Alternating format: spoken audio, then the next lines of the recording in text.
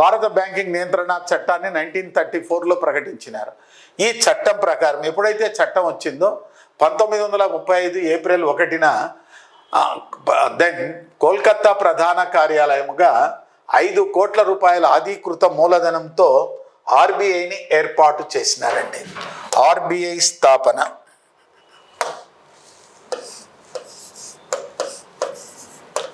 RBI నిర్మాణము. ఇది నిర్మాణం ఏమిటో మనం తెలుసుకోవాలమ్మా. స్థాపన.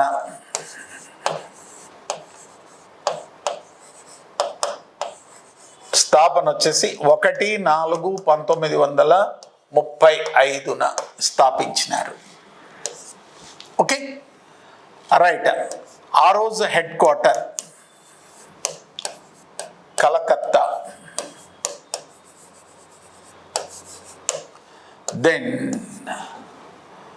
వాటా మూలధనం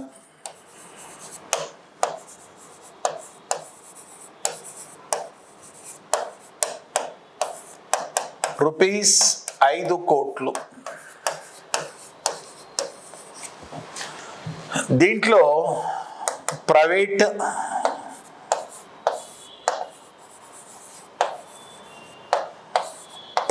రంగం వాటా ఎంత,